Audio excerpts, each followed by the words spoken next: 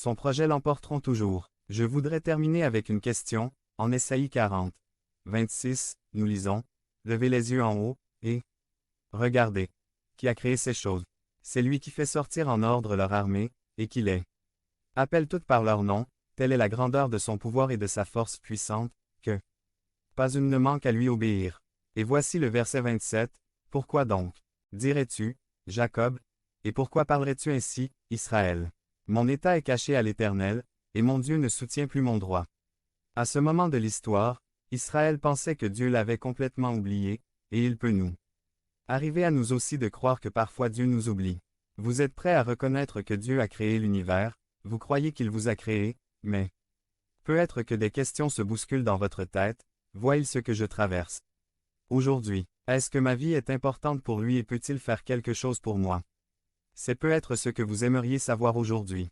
Eh bien c'est Ésaïe qui répond à toutes ces questions, et il y répond en posant une autre question.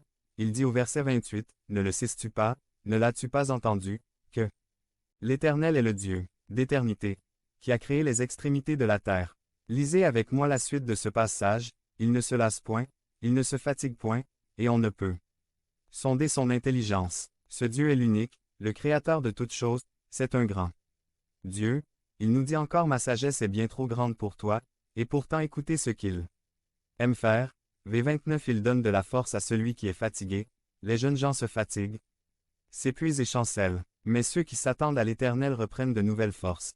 Ceux qui s'attendent, ce sont ceux qui restent debout au milieu des difficultés, debout au sein même des afflictions, au milieu même de la douleur et qui ne le cachent pas, mais se tenant là.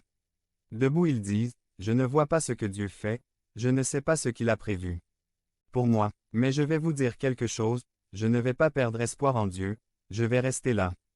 Debout au milieu des épreuves et je vais espérer car Dieu est assis sur son trône et il a un but. Église biblique baptiste de Pradine. www.église-baptiste-cahors.org. Pasteur Albert Marino. Page 5 de 6. 448. Précieux aux yeux de Dieu. Pour ma vie, il a un projet pour moi, et je sais que je verrai la bonté de Dieu envers moi, et je ne vais pas m'arrêter de croire. C'est ce que le mot attendre veut dire. Et écoutez maintenant ce que Dieu nous répond. Voilà ce que je vous promets, vous allez vous réveiller et tout ira bien. Non, il peut le faire, mais sa promesse est plus grande que ça, il dit, ceux qui espèrent en moi, ceux qui s'attendent à moi, renouvelleront leur force. C'est quand vous penserez ne plus pouvoir avancer, que je vous donnerai la force qu'il faut.